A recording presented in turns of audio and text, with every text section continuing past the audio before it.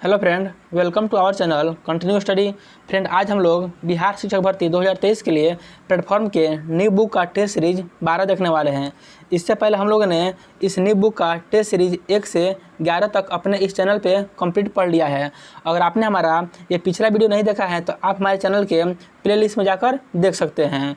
इससे पहले हम लोगों ने प्लेटफॉर्म का जो पहला वॉल्यूम आया था जिसमें 150 प्रश्न था, इसके टोटल 20 सेट को हमने इस चैनल पे टोटल कंप्लीट पढ़ लिया है। तो आप इसे भी हमारे चैनल के प्लेलिस्ट में जाकर देख सकते हैं। आज हम लोग प्लेटफॉर्म का जो न्यू बुक है उसका टेस्ट सीरीज 12 देखने वाले हैं। वीडियो शुरू करने से पहले आपसे एक छोटा सा रिक्वेस्ट है, अगर आप हमारे चैनल पर नए हैं या आपने अभी तक हमारे चैनल को सब्सक्राइब नहीं किया है तो ऐसे ही 7th फेज से संबंधित महत्वपूर्ण वीडियो पाने के लिए हमारे चैनल को जरूर सब्सक्राइब करें और वीडियो अच्छा लगा तो इसे लाइक और शेयर करना ना भूलें तथा कमेंट भी जरूर करें, जिससे हम मोटिवेट होकर आगे वीडियो बनाना कंटिन्यू रखें। तो चलिए आज हम लोग इस प्लेटफॉर्म का टेस्ट सीरीज 12 को देखते हैं।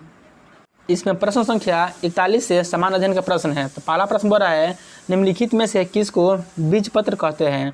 तो बीजपत्ती को बीजपत्र कहते हैं। तो ऑप्शन सी इसका सही उत्तर हो जाएगा। अगला प्रश्न कह रहा है, पौधे के ऊपरी भागों से वाष्प के रूप में जल की क्षति को कहते हैं। तो पौधे के ऊपरी जो भाग है उसमें जो जल की क्षति होती है वाष्प के रूप में, उसे वाष्पोत्सर्जन कहते हैं। ऑप्शन डी इसका सही उत्तर हो जाएगा।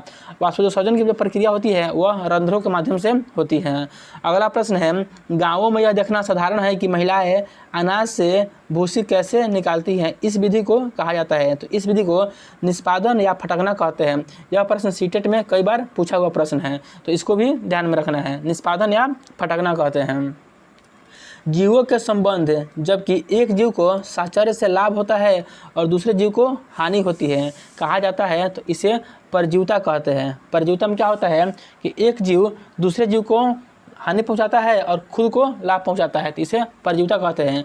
उदाहरण के लिए जोक हो गया, ये किसी जानवर या गाय हो गया, इसके शरीर पर आता है तो उससे खून चूसते रहता है, जिससे जोक को खुद लाभ होता है जबकि जानवर को हानि होता है। जू हो गया, हमारे शरीर में जो सर में जू होता है वह हमारे खून को चूसता है, जिससे हमें हानि होता है और उसे लाभ होता है, तो इसे परजीविता कहते हैं हम। अगला प्रश्न है, विशेष क्षेत्रीय प्रजातियां हैं। तो जो विशेष क्षेत्रीय प्रजातियां हैं वह एक क्षेत्र में पाई जाने वाली प्रजाति है। तो ऑप्शन डी इसका सही उत्तर हो जाएगा। निम्नलिखित में से कौन सा वनोन्मूलन का परिणाम नहीं है? तो बताना है कौन सा वनोन्मूलन का परिणाम है। बताना है कौन सा वनोन्मूलन का परिणाम है। पहला बोल रहा है वायुमंडलीय ताप में वृद्धि, यह वनोन्मूलन का परिणाम है। दूसरा बोल रहा है वायुमंडल में CO2 के स्तर में वृद्धि, यह भी वनोन्मूलन का परिणाम है। सी में बोल रहा है 3 में भौम जल स्तर में वृद्धि, यह वन उन्मूलन का परिणाम नहीं है। 4 में बोल रहा है बाढ़ और सूखे जैसी प्राकृतिक आपदाओं के होने की संभावना में वृद्धि, तो यह भी वनोन्मूलन का परिणाम है। तो इसका सही उत्तर हो जाएगा 1, 2 और 4। ऑप्शन देखेंगे तो ऑप्शन सी इसका सही उत्तर हो जाएगा 1, 2 और 4। अगला प्रश्न कह रहा है 47 नंबर प्रश्न कह रहा है, वसा ऊतक मानव शरीर में पाया जाने वाला किस प्रकार का ऊतक है? तो जो वसा ऊतक होता है यह संयोजी ऊतक होता है, कनेक्टिव टिश्यू। Option D. निम्नलिखित में से कौन सा युग में ऊर्जा की इकाई को दर्शाता है? तो ऊर्जा की इकाई कैलोरी होता है और जूल होता है। ऑप्शन डी इसका सही उत्तर हो जाएगा। अगला प्रश्न कह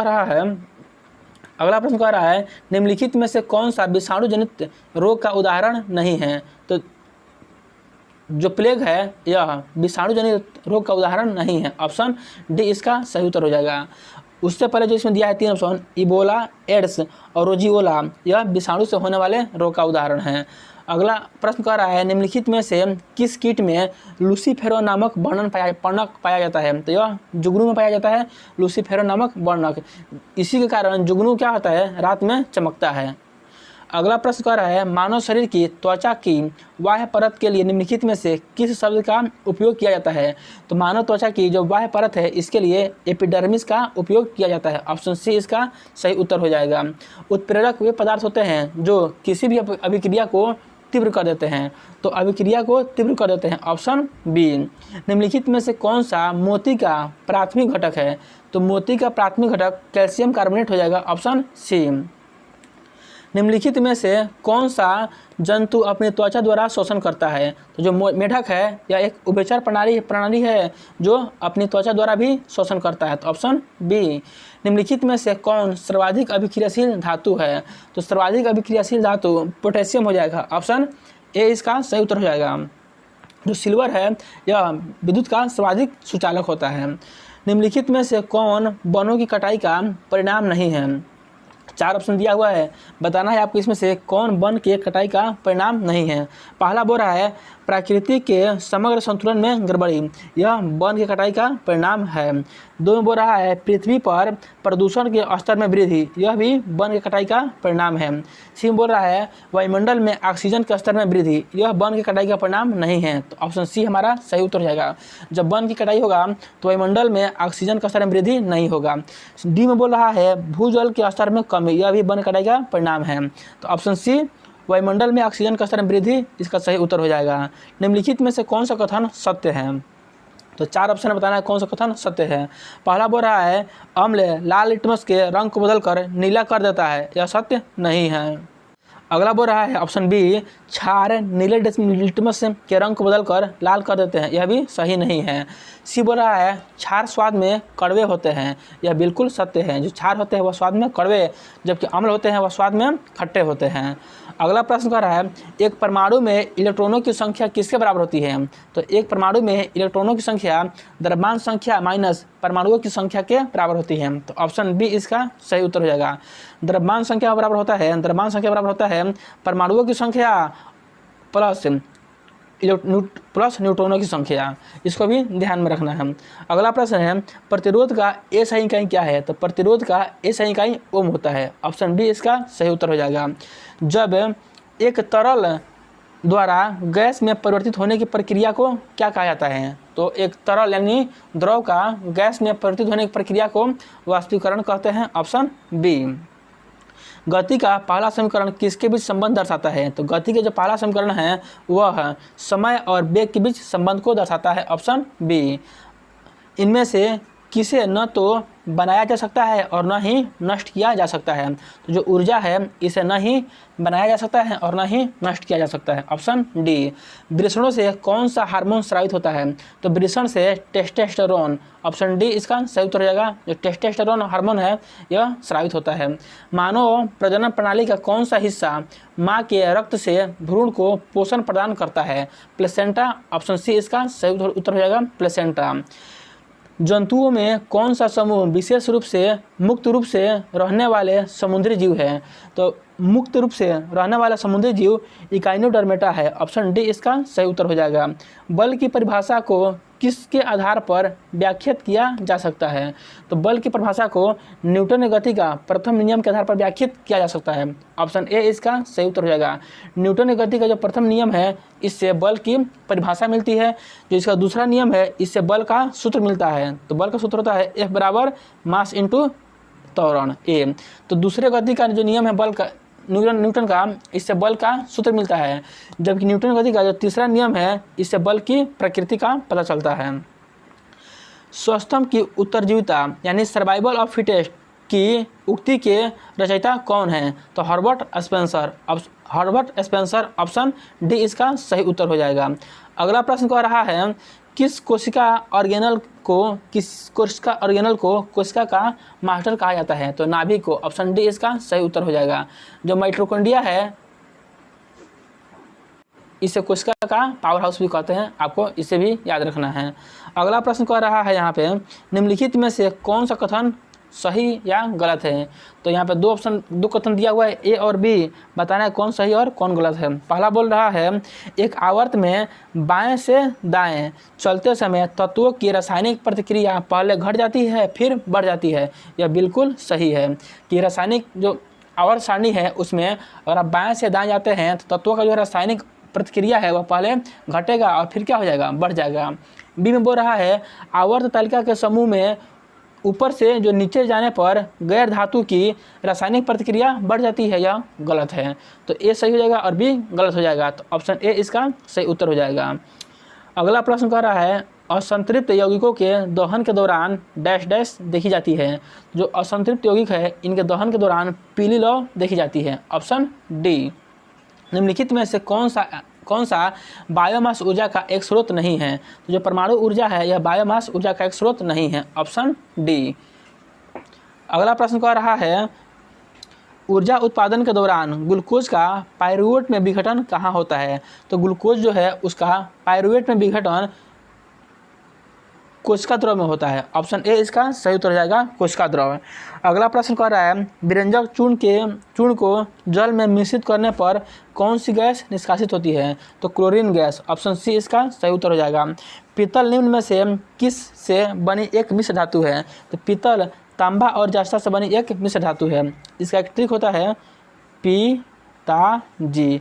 पीतल इसका हो जाएगा, पीतल जो है वह तांबा और जिंक से बनी मिश्र धातु है। इसको आपको ध्यान में रखना है। अगला प्रश्न है स्थितिज ऊर्जा और गतिज ऊर्जा के योग को किस नाम से जाना जाता है? तो स्थितिज ऊर्जा और गतिज ऊर्जा के योग को यांत्रिक ऊर्जा कहते हैं। Option D.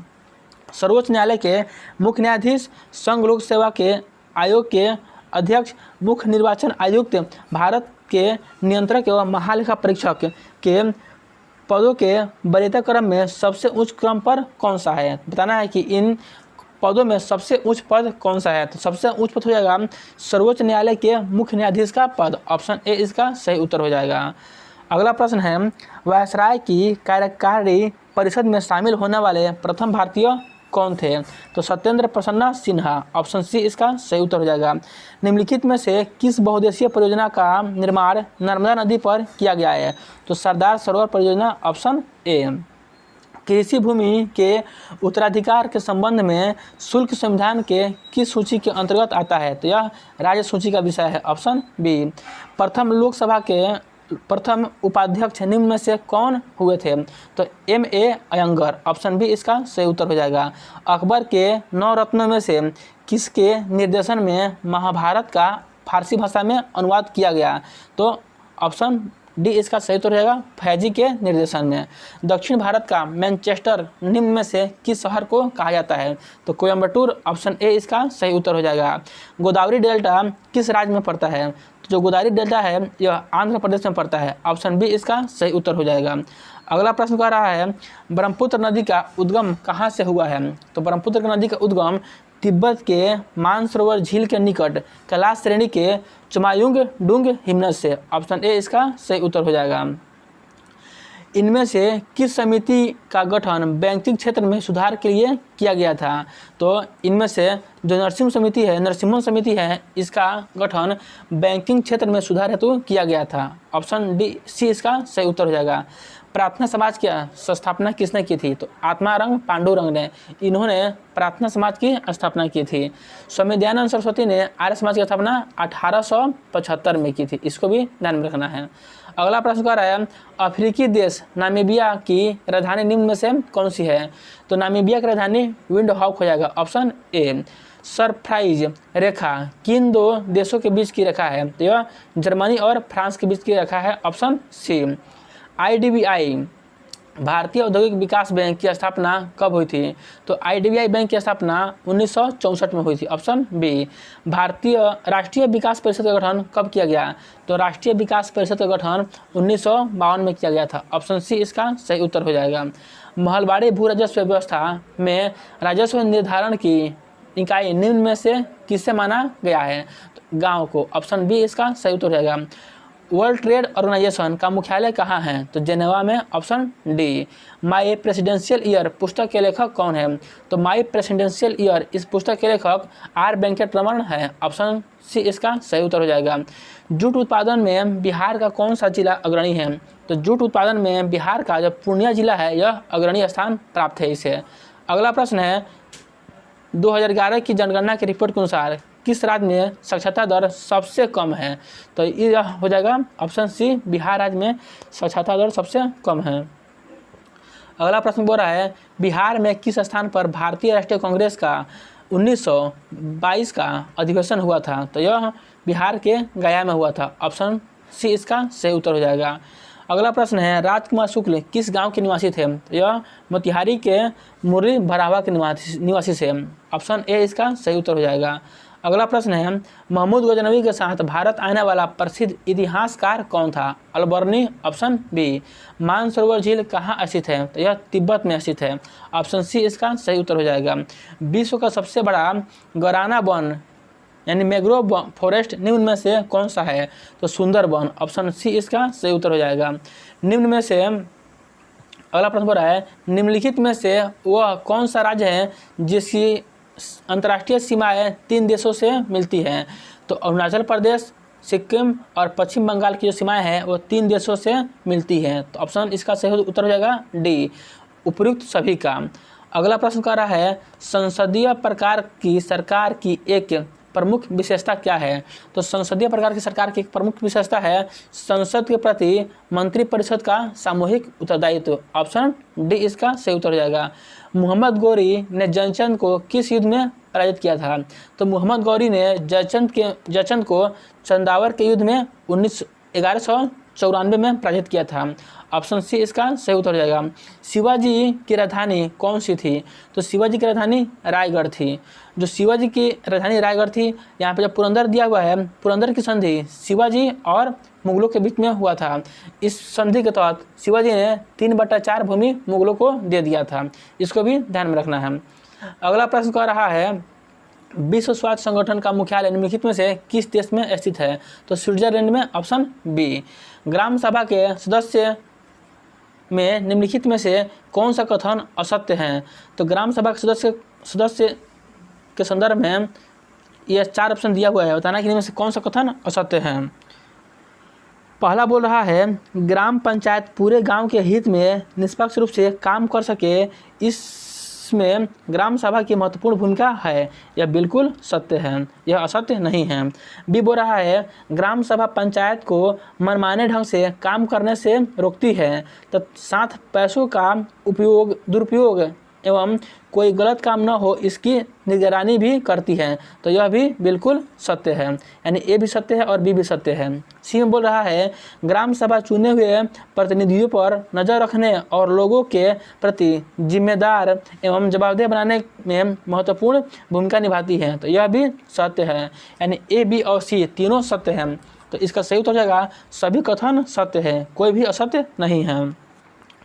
बैंक दर से क्या आशय है? तो बताना है कि बैंक दर से क्या आशय है। तो इसका सही उत्तर हो जाएगा ऑप्शन डी, केंद्रीय बैंक द्वारा ली जाने वाली आधिकारिक ब्याज दर। Option D. French East India Company की स्थापना किस साल हुई थी? तो फ्रेंच ईस्ट इंडिया कंपनी की स्थापना 1664 में हुई थी। Option A.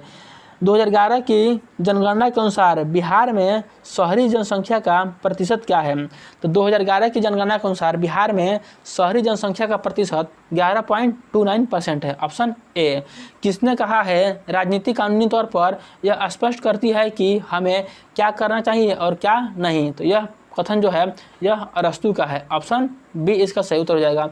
निम्नलिखित जंगलों में से कौन सा जंगल पृथ्वी के फेफड़ों के रूप में जाना जाता है? तो इसका सही उत्तर हो जाएगा ऑप्शन डी, अमेजन वर्षा वन। अगला प्रश्न है निम्नलिखित में से कौन सा पृथ्वी के घूर्णन का प्रभाव नहीं है? तो ऋतु का परिवर्तन है वह पृथ्वी के घूर्णन का प्रभाव नहीं है, या पृथ्वी के परिक्रमा का प्रभाव है। तो ऑप्शन डी इसका सही उत्तर हो जाएगा। पवनों का विक्षेपण उसके बाद बोल रहा है कोरियोलिसिस बल की उत्पत्ति, रात दिन का बनना, यह जो है पृथ्वी के घूर्णन का प्रभाव है। अगला प्रश्न है रक्षा अनुसंधान और विकास संगठन यानी DRDO ने 10 जनवरी 2023 को उड़ीसा के तट से किस बैलिस्टिक मिसाइल का सफल परीक्षण किया? तो ऑप्शन डी इसका सही उत्तर हो जाएगा पृथ्वी द्वितीय का। अगला प्रश्न है कौन सा देश 2025 का मैड्रिड इंटरनेशनल बुक फेयर का थीम देश होगा? भारत। ऑप्शन सी इसका सही उत्तर हो जाएगा। एल्बम डिवाइन टाइड्स के लिए ग्रैमी अवार्ड 2023 किसने जीता? तो इसका सही उत्तर हो जाएगा ऑप्शन बी, रिंकी केज ने। 2021-22 में विश्व का तीसरा सबसे बड़ा मछली उत्पादक देश कौन बन गया है? तो भारत। ऑप्शन सी इसका सही उत्तर हो जाएगा। विश्व टीबी दिवस कब मनाया जाता है? तो विश्व टीबी दिवस 24 मार्च को मनाया जाता है। Option C. Shahjahan cricket stadium में वेस्ट स्टैंड जो था, पहले नाम था इसका वेस्ट स्टैंड का नाम बदलकर किस भारतीय दिग्गज खिलाड़ी के नाम पर सम्मानित किया गया है? तो वेस्ट स्टैंड का नाम बदलकर सचिन तेंदुलकर के नाम पर इसका नाम रखा गया है, ऑप्शन डी। अगला प्रश्न है कोपा इंडिया 2023 वाई अभ्यास किन दो देशों के बीच हुआ है? तो यह भारत और संयुक्त राज्य अमेरिका के बीच हुआ है, ऑप्शन सी इसका सही उत्तर हो जाएगा। और फ्रेंड आज के इस सेशन का अंतिम प्रश्न बोल रहा है वैश्विक आयुर्वेद महोत्सव 2023 कहाँ आयोजित किया गया? तो यह तिरुवनंतपुरम में आयोजित किया गया है, ऑप्शन डी इसका सही उत्तर हो जाएगा। तो फ्रेंड यही आज के स्टेज सीरीज 12 का 80 समान अध्ययन का महत्वपूर्ण प्रश्न था। ये वीडियो आपको कैसा लगा कमेंट करके जरूर बताइएगा। अगर वीडियो अच्छा लगा इसे लाइक और शेयर कीजिए तथा अभी तक आपने हमारे चैनल को सब्सक्राइब नहीं किया है तो ऐसे ही महत्वपूर्ण वीडियो पाने के लिए हमारे चैनल को सब्सक्राइब करें। चलिए अब हम लोग इसके टेस्ट सीरीज 13 में मिलते हैं, तब तक के लिए जय हिंद।